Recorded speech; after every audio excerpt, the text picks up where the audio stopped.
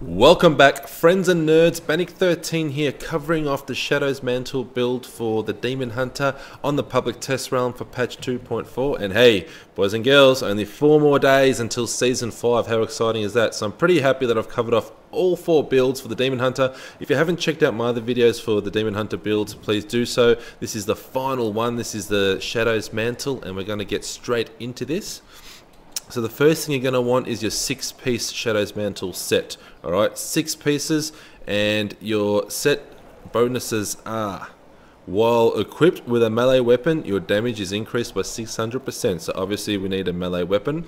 Shadow Power gains the effect of every rune and lasts forever, so this is great because now when we choose Shadow Power, we can choose whichever rune we want for cosmetic reasons. So every rune has a different coloured set of wings. Alright, so right now you can see my Demon Hunter has purple wings. That's because of the rune that I've chosen. So whatever your favourite colour may be, you can experiment and choose any rune. It doesn't matter, it's purely cosmetic because we get every rune active. And the 6th set bonus is Impale deals an additional 40,000% weapon damage on the first enemy hit. So obviously this is primarily a single target damaging build. However, you can tweak it to do damage to multiple enemies as well. Definitely not ideal for taking out multiple enemies. This is definitely ideal for single target damage, but hey, it's up to you. Give it a go and see, according to your playstyle, which build you want to go with. So you want your 6 pieces there.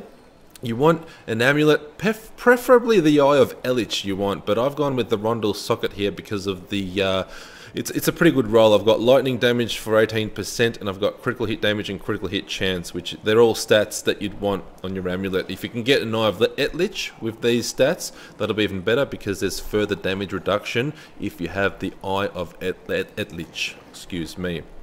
Besides that, we want Wraps of Clarity with lightning damage, 20%. Now, we definitely want the Chain of Shadows belt. This is a new belt that goes hand in hand with your Impale. Whenever you're using Impale, which will be all the time, we'll be spamming Impale a lot. Vault costs no resource for 2 seconds, so as soon as we spam Impale, you can vault, and vault is for free. We definitely want Restraint and Focus. Now, our Quiver, we want Spines of Seething Hatred. Now, this basically helps Chakram generate more hatred, which is definitely handy. We don't want to run out of hatred. And most importantly, Kali's Point, the dagger that returns more hatred every time we're casting Impale. So as we're impaling more and more enemies, we get more and more hatred back. So hatred is very, very important with this build. Now, while we're talking about gear, we want cooldown reduction. So as you can see on the helm here, we've got the cooldown reduction gem, which is the diamond gem. Make sure we have that for cooldown reduction by 12%, 12.5%, excuse me. We definitely want cooldown reduction on our gloves by 8%, and I've got cooldown reduction on my rings here. All right. Now, those 4 pieces of cooldown reduction is more than enough to keep up Vengeance 100% of the time. As you can see there, I've activated Vengeance, it's ticking away, and I'll be able to reactivate it just before it actually wears off on my Demon Hunter here. Make sure that you can keep Vengeance up 100% of the time. Experiment. If you don't need as much cooldown reduction as you've got, then invest in another stat like Dexterity or Crit Damage, Crit Chance, whatever. As you can see, there was just a split second there where my Vengeance was deactivated, and that's really nothing. That's pretty much 100% of the time for me. The other gems that we want to use, Bane of the Trapped as usual. Definitely Zay's Stone of Vengeance, and I've got Taeguk basically because we're always spamming Impale. Taeguk becomes the gem of choice. If you're someone that doesn't like the fast-paced type of gameplay playstyle, then you can switch this out for Bane of the Trapped or a gem of your choice. That's not a problem, but definitely keep the other 2. And I think that pretty much covers off our gear. If you have any questions about gear, please hit me up in the comments below. Otherwise, we'll move on to our skills. Now, Chakram with Boomerang. We want Impale with Ricochet. This obviously helps us damage multiple targets and not just a single target. Vault with Rattling Roll. Now, usually we'd go for Tumble, or if we were doing fire damage, Trail of Cinders, but because Vault is already free as we're spamming Impale, we can go with Rattling Roll. There's nothing wrong with that. We can stun and knock back our enemies as we Vault. Shadow Power. Now, like I mentioned before, Shadow Power, you can go with any rune that you like. This is purely cosmetic. I've gone with Shadow Glide because it's a purple wings. You get purple wings.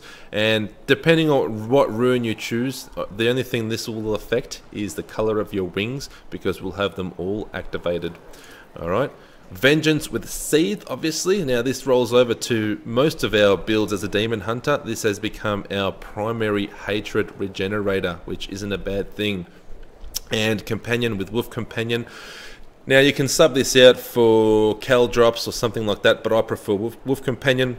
With Cal Drops you get a 10% critical hit damage increase, critical hit chance increase, but even though Wolf Companion has a cooldown, it does do more damage. So save this for your elite packs and I guarantee you won't have an issue. Now we're not going to go with Tactical Advantage. What we're going to go with is Awareness for survivability. Thrill of the Hunt. Now, Thrill of the Hunt is enemies hit by your hatred spenders are slowed by 80% for 2 seconds. This goes hand in hand with Call of the Week and our Bane of the Trapped gem, so definitely a good one for this build. And Ambush, as always, it's a great passive to have. Enemies above 75% health are dealt 40% additional damage, so pretty nice there. Now, very importantly, moving on to Kanai's Cube. In Kanai's Cube, we've got Dawn, obviously reducing the cooldown of Vengeance. This is very, very handy. You don't have to have cooldown reduction on all of your other gear. You can, as you saw there, what I have just on my gloves, on my helm, and on my rings. So you can opt for dexterity, vitality, or critical hit chance, critical hit damage wherever you might need it. So definitely handy having Dawn there.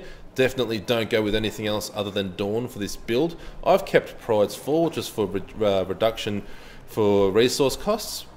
And Elusive Ring over here. Now this is very important. This is a new ring. So after you cast Shadow Power, Smokescreen or Vault takes 60% reduced damage for 8 seconds. So basically every 8 seconds we want to be vaulting. As you can see there, it activates the ring, and every time we vault it activates the ring for another 8 seconds. So make sure you vault at least every 8 seconds. If you're comfortable in the position that you are, then you can just hit your Shadow Power and that also activates it. So if you're standing here impaling or casting Chakram and you're happy, you don't want to move anywhere else because there's acid or whatever, or lava, just hit Shadow Power like that. That will also give you that damage reduction buff for the Elusive Ring. So that pretty much covers our gear, our skills, our passives, and Kanai's Cube. Let's head on over and do a bit of action. We'll show you exactly how this build works. Fields of Misery is one of my favourite places to test shit out. So as you can see, my hatred doesn't really run out at all. And it is reasonably effective for multiple targets. Certainly is the best for single target damage, but hey, you guys experiment, and if it suits your playstyle and you're happy, then that's all that matters.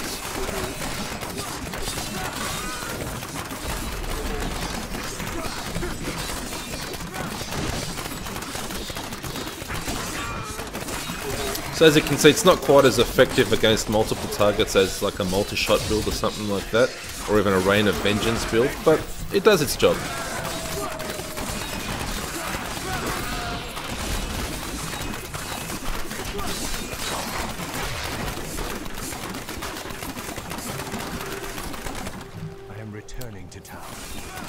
That's pretty much all that I'll show you guys and gals today. That'll give you the gist of how this build operates, and hey, we're counting down 4 more days until Season 5. This is exciting stuff. What I will do is I'll do the set dungeon before Season 5 for the Shadow's Mantle set. Other than that, I'll probably have a bit of a couple days break. I might bring out some other Diablo 3 videos, I don't know. We'll see how we go, but stay tuned to the channel.